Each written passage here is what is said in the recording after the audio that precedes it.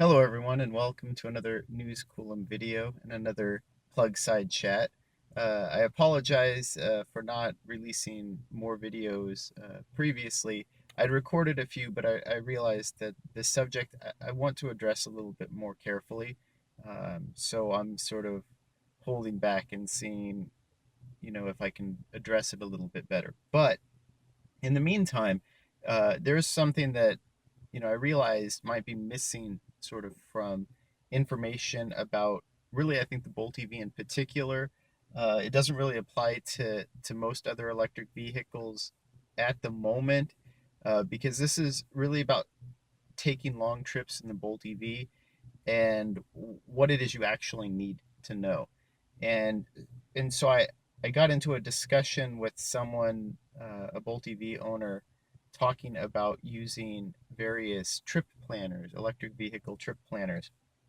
And for those of you who don't know, these are essentially tools that you can plug in your starting location, your destination, and the type of vehicle, and it will tell you what the expected consumption is, how, where you need to stop, the charging places, and things like that. And uh, I actually don't use EV trip planners, and I don't think that they're necessary for taking long trips. And I'll sort of explain why here. I just wanted to do a quick video essentially on what is it you actually need to know in order to make a long trip in the Bolt EV? Because one of the things that he said to me was, I'm actually impressed by people who just get into a Bolt EV and drive it like a regular car, even someplace like California, where there are large gaps in the public charging infrastructure. I think there are considerations to be made, but I mean, you can run out of gasoline in ICE, cars as well. So I don't think there's any sort of exception to that. You always need to do some level of trip planning. But with the Bolt EV in particular, I think there are a few things that you need to know. And if you know them, it makes traveling long distances much, much easier. Well, the first thing is, I think where people get in trouble is they don't realize that mileage varies. And your mileage in the Bolt EV in local driving is not necessarily going to be representative of your mileage or range when you're driving on a long trip. Long trips usually include a lot of freeway and freeway driving. And so it's not unusual to hear Bolt EV drivers who regularly see over 300 miles per battery in their local driving. That's perfectly normal, perfectly, reasonable. But you're not going to see that on long trips driving freeway. It's just not going to happen. You really don't need to go that far to get a good estimate, and you really just need to look at the EPA estimates. And the EPA estimates for highway mileage for the Bolt EV are a little under 220 miles, and that's a good starting point, right? The Bolt EV overachieves a little bit, and that's why I'm just going to round to 220. So anytime you make a trip, the first leg of your trip, don't plan to go more than 220 miles, and really you want to plan for about a 10 to 20% cushion. And so that really means that your first leg should be somewhere between 180 to 200 miles ideally. It could be a little bit short of that, but you shouldn't plan to make your first leg longer than that, especially on a trip that you haven't driven before. And then you also have to understand that for all vehicles, other factors will affect your mileage. One of them could be wind, one of them could be using climate control.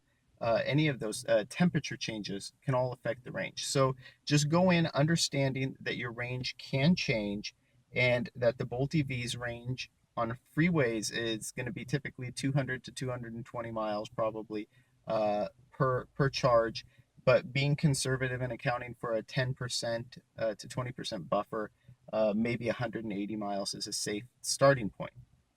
Now, one rule of thumb that I like to use is that's assuming 70-degree temperatures. Uh, Consider about a 6% loss in efficiency for every 10 degrees Fahrenheit it drops below 70. So you're getting down to under 150 to 160 miles, even with a full battery on in winter condition. The other thing is too, elevation. If you have a net elevation change, a good estimate for the Bolt EV is you're going to use an additional 1.5 kilowatt hours for every 1,000 feet of elevation you increase. Well, that's another 6 or so miles per 1,000 feet you increase in elevation that you're going to lose off of your range if it's a net elevation increase. So those are just things to keep in mind. And those are things that those EV trip planners try to account for. But the reason why I don't like to rely too heavily on them is they're just sort of a good estimate. I actually prefer to rely on the range estimator in combination with Google Maps or Apple Maps if you have that, right? Because those maps are telling you your true distance to your destination or whatever leg of it, and using the range estimator, if you understand how that works in the Bolt EV, it will guide you through your trip very, very safely. So you have 3 mileages shown, right? Your minimum, your regular estimated, and your maximum. For me, to be super conservative, as long as my minimum is more than the distance to the destination, I feel super safe. But even if the average is close to what's listed, I also feel safe. But this is the other aspect of it that you should understand is the Bolt EV's range estimator comes with trend bars. Now, if it trends up, it's green, right? It means that you're more likely to exceed your average. If it trends down, it's yellow. It means you're more likely to get less mileage than your average miles displayed. So just be aware of that because that's going to give you sort of an instant snapshot of your current driving and you can adjust accordingly on the road. You don't need to bring up an app. You don't need to bring up an EV trip planner. The truth is relying on those trip planners can actually be disastrous. On my trip to the Grand Canyon, I read accounts from a Model S owner who basically got stranded and ended up having to use an RV park because the amount of time that the Tesla computer told him to charge, the distance between the superchargers, the elevation change, and then the incoming winter system that it didn't even account for, left him with far less miles than he needed to make it to the next supercharger location. Uh, and he didn't adjust his driving or adjust the charging time or any of that because he didn't feel he needed to. He was relying solely on the trip calculator. And that's why I said I personally don't want to trust those tools as much as I trust my own sort of accounting as the trip is progressing. And I'll figure out based on that whether I need to adjust my driving or adjust my charging time. And that's the one last thing that you really do need to understand about the Bolt EV is how its charging works, right? Because the amount of time that you spend charging is going to dictate your follow-up legs to, your initial starting with a full 100% charge. So if you're planning out your trip, like I said, you could plan out your first stop as far as 200 miles out. But the subsequent stops aren't going to be able to be as far away unless you want to be inconvenienced by slower charging speeds. Now, the way the Bolt EV's charging works is on those 125 amp chargers that are the most prevalent, you're going to see the maximum charging rate up to about 52% battery, at which point it's going to throttle. But the thing is, the amount that it throttles isn't as much as really has been reported by a lot of people. It actually only throttles about 10%. And it will continue that for another 15% of the battery up to about 65 to 68% battery.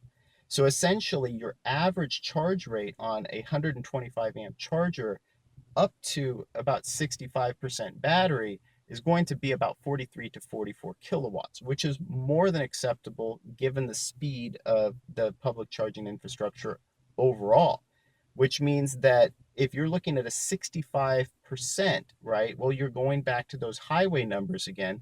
Simply estimate 65% of 180 to 200 miles. So really, each subsequent leg that you plan should only be about 130 to 140 miles apart. And if you can find chargers along your route that fit within all of that planning, then you're going to have a very fast, very successful, very convenient trip. Well, those are the sort of things that I look for, and those are the things that I think you need to understand when planning out your trips. And again, if factors vary from that, you're going to need to adjust either your driving or your expectations accordingly. And as the charging infrastructure gets built out, it'll be more and more convenient to do these types of trips. And then it will be a no-brainer because you'll stop 180 to 200 miles out, and then you're going to stop another 130 to 40 miles, every leg, and there'll be chargers present and available. Also, you need to account for weather conditions and things of that nature. One thing I've noticed a lot of those EV trip planners don't really account for is load.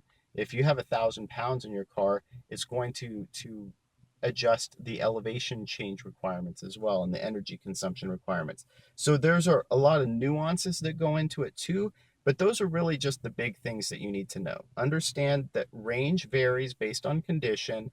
Understand the tools that are available in the car because they're going to help you a lot on your drive, and understand the charging speeds of the car. And if you understand all three of those, it's going to be really easy for you to have successful long distance trips. And then of course, just finally, when it comes to looking for chargers, because I know a lot of people ask this, I personally rely on PlugShare primarily because it's a crowdsourced information site. So it provides the best information about the public chargers that are available and the most up-to-date statuses and user experiences for those chargers. Anyway, I'd love to hear what you guys think, whether you agree, disagree, whether you think you actually need to know something other than that in order to have these longer, successful trips. I'd love to hear from you. And as always, thank you for watching.